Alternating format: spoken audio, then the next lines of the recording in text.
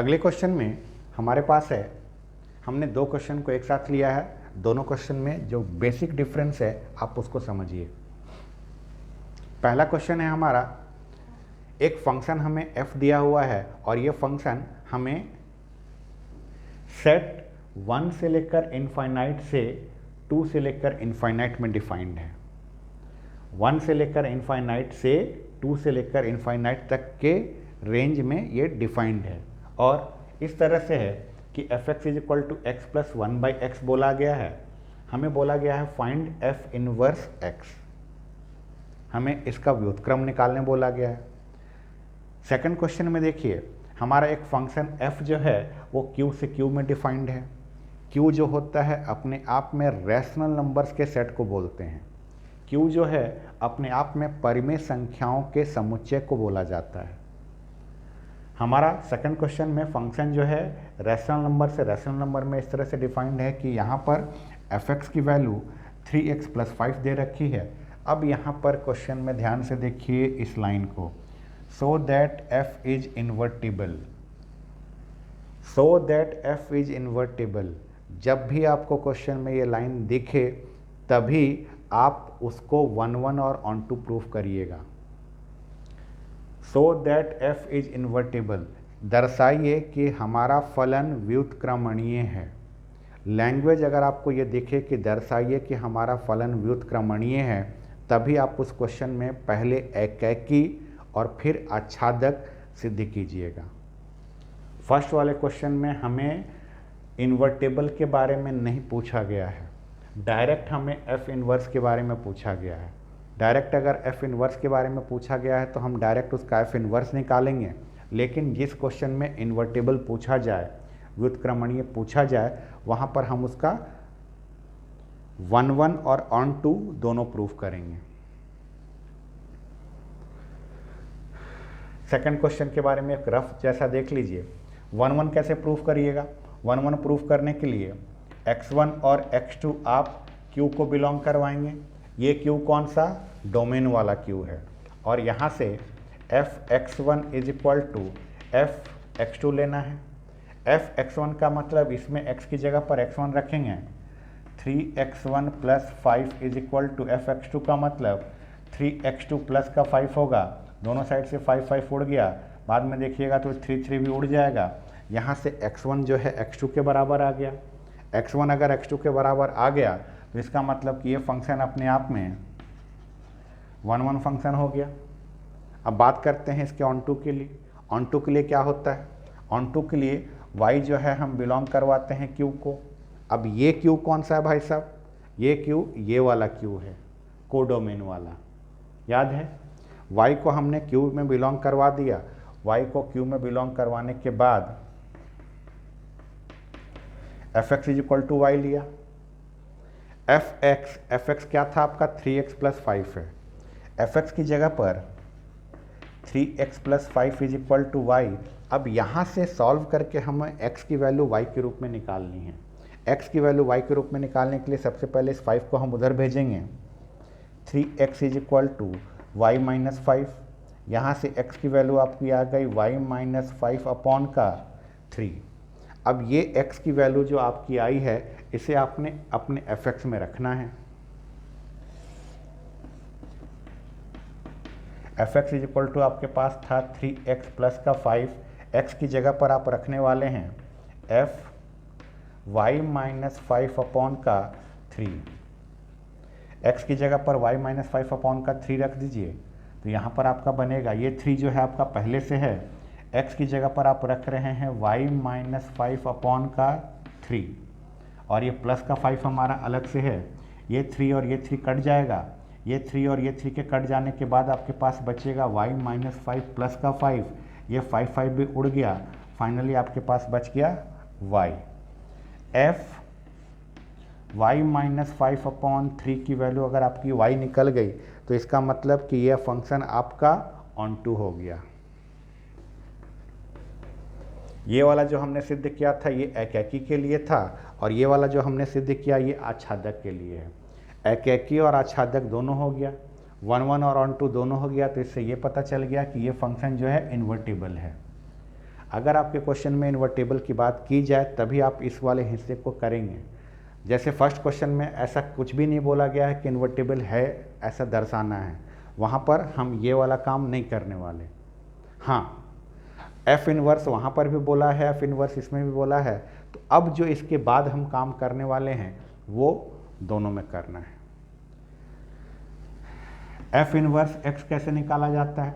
F inverse x निकालने के लिए आपको करना कुछ नहीं है, बस y is equal to f x let करना है। y is equal to f x let करने के बाद इस f को आपको इधर भेजना रहता है। इस f को जब आप इधर भेजेंगे तो आपका बनेगा f inverse y is equal to x. F inverse y is equal to x बनने के बाद ये वाला जो आपने काम किया है, यानी x की वैल्यू y के टर्म में निकालना, x की वैल्यू y के टर्म में निकालने वाला जो आपने काम किया है, यही वाला काम आप वहाँ पर करके उसमें पुट करेंगे। F inverse y is equal to, क्योंकि यहाँ पर मैंने सामने सामने आपके निकाला हुआ था तो मैं x की वैल्यू को डायरेक्ट यहाँ पर x की जगह पर पुट कर देता हूँ।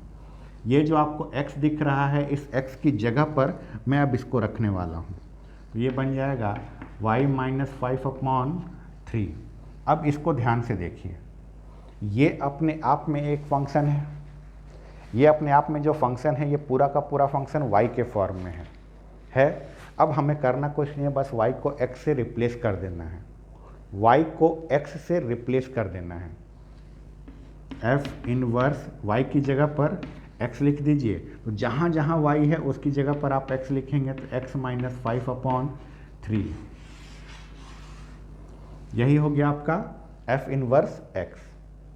ठीक, इस वाले क्वेश्चन में बस यही था।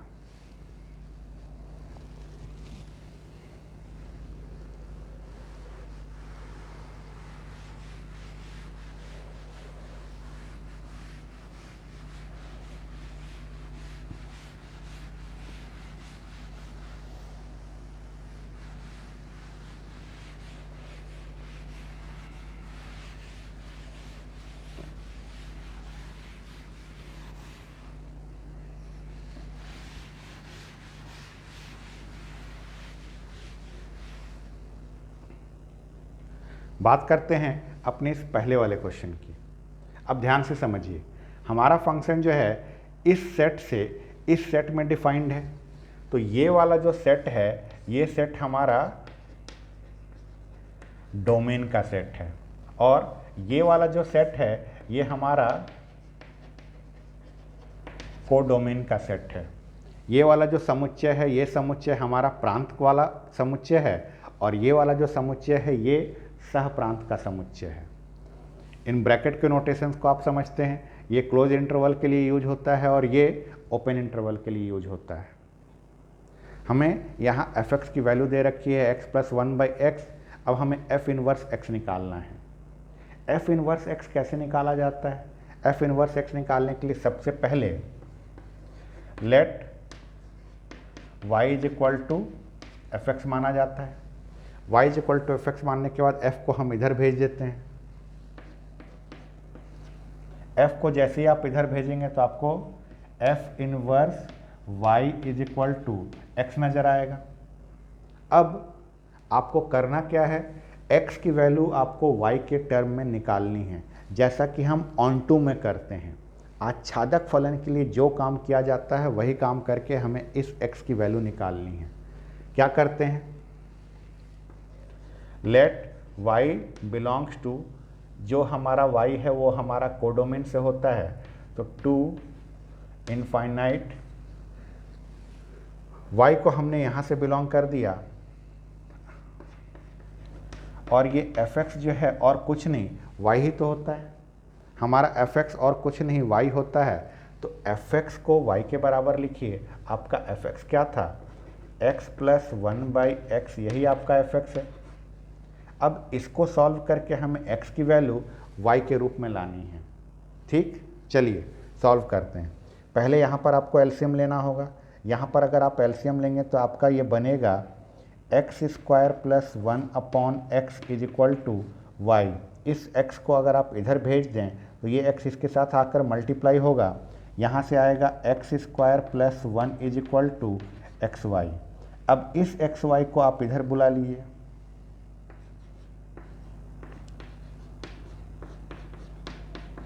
हमेशा आप इस बात को ध्यान से समझिएगा कि यहाँ पर सॉल्व करके आपको करना क्या है। आपको यहाँ से सॉल्व करके x की वैल्यू y के फॉर्म में निकालनी है। x की वैल्यू अगर y के फॉर्म में निकालनी है तो ध्यान से देखिए मैं इसको कैसे लिख रहा हूँ।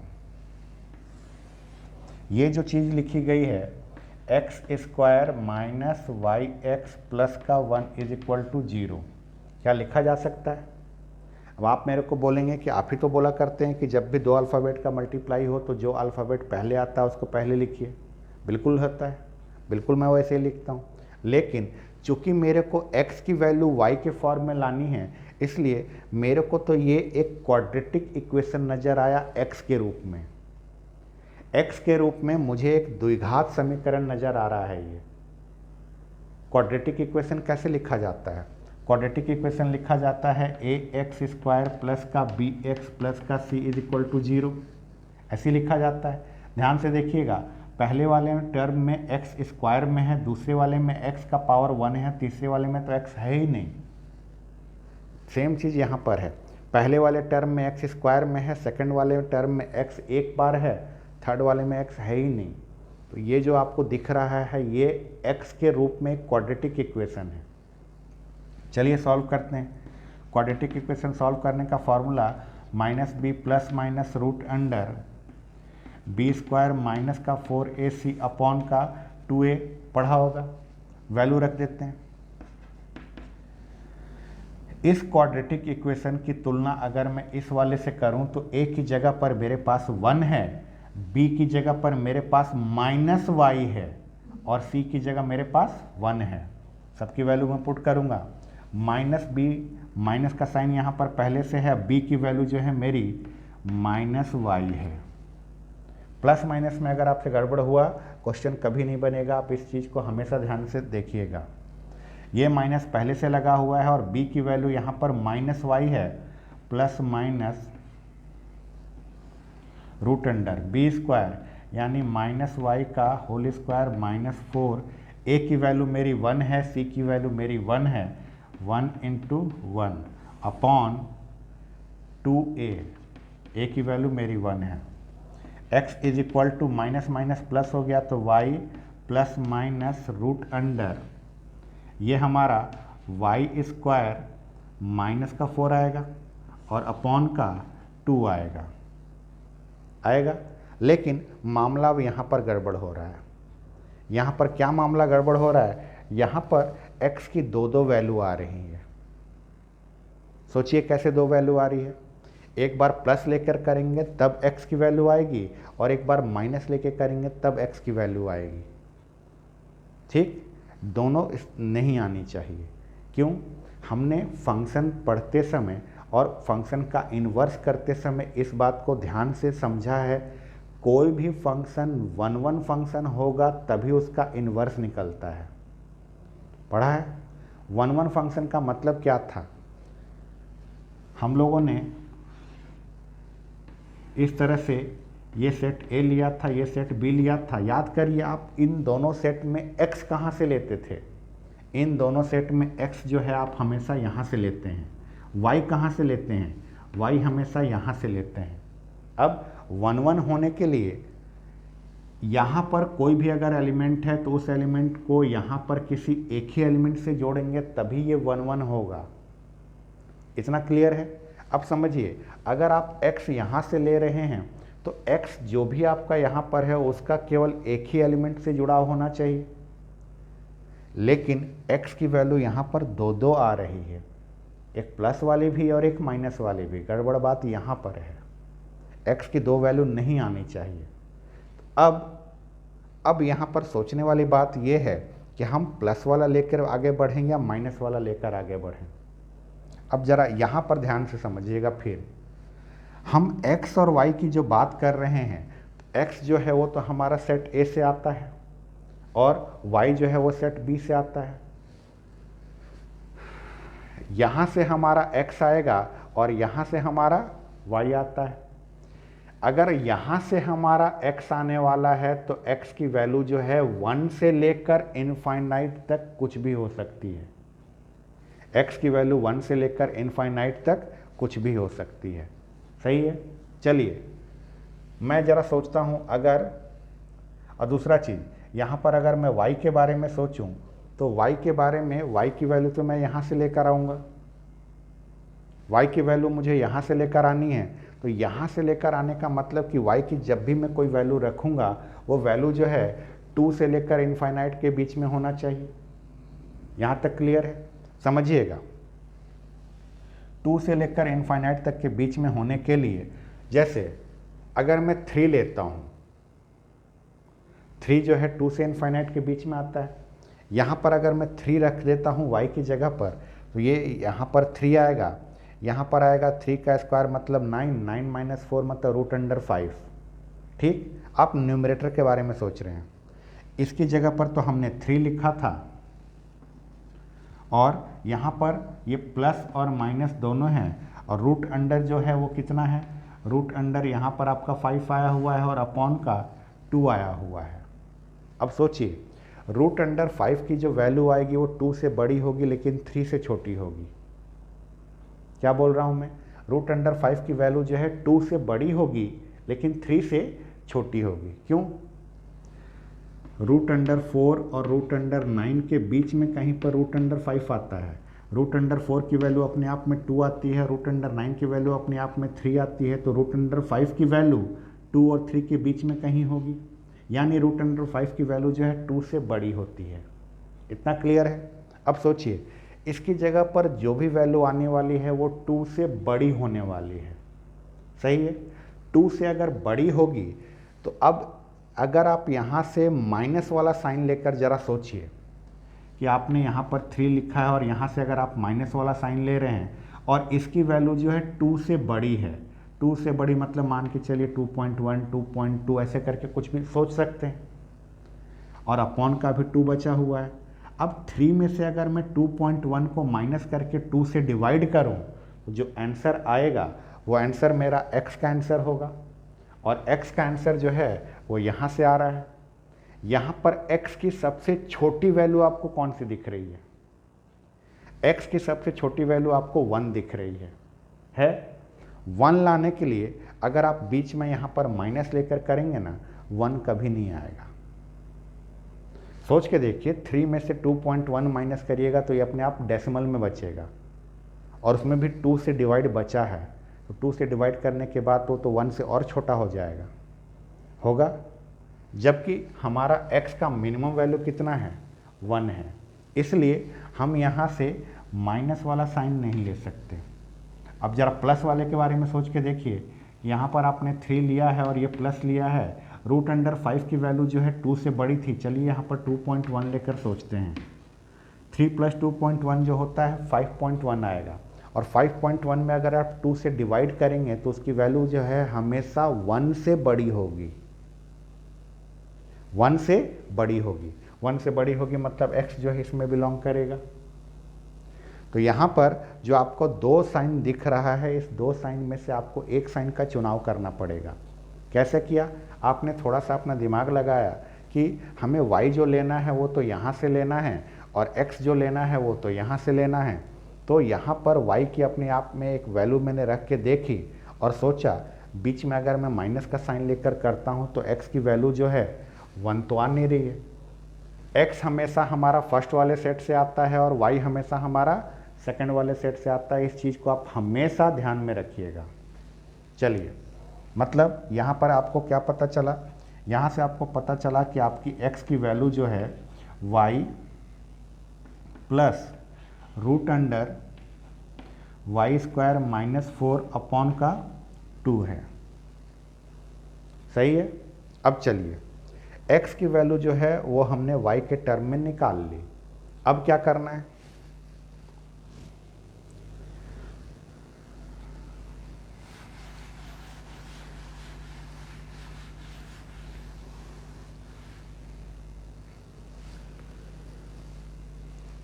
x की वैल्यू y के टर्म में निकालने के बाद इनवर्स निकालने के लिए कैसे करते थे हम लोग?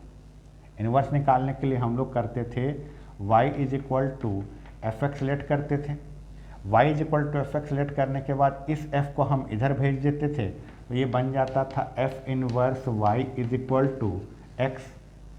F inverse y is equal to x बन जाने के बाद x की जगह पर हमने x का जो वैल्यू निकाला है वो रख देंगे। तो यहाँ से बन जाएगा f inverse y is equal to x की वैल्यू जो हमने निकाली है वो है हमारी y plus root under y square minus 4/2, y plus root under y square minus 4/2।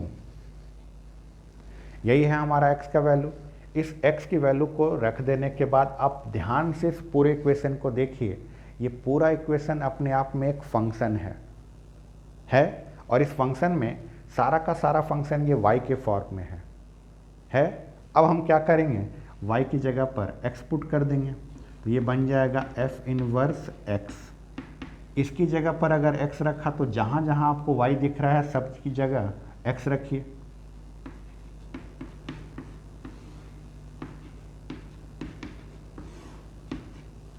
यही है आपका f इनवर्स x है। इस क्वेश्चन में सबसे मेन चीज़ जो था इस जगह पर आकर ये समझना था कि हमें यहाँ से सिर्फ एक वैल्यू लेनी है। क्यों एक वैल्यू लेनी है? क्योंकि अगर हमने यहाँ पर x की 2 वैल्यू ले ली तो फंक्शन 1 नहीं होगा, ठीक। और इन दोनों साइन में से हमने प्लस वाले साइन को किस तरह से चुना वो सोचना इस क्वेश्चन का मेन चीज़ था।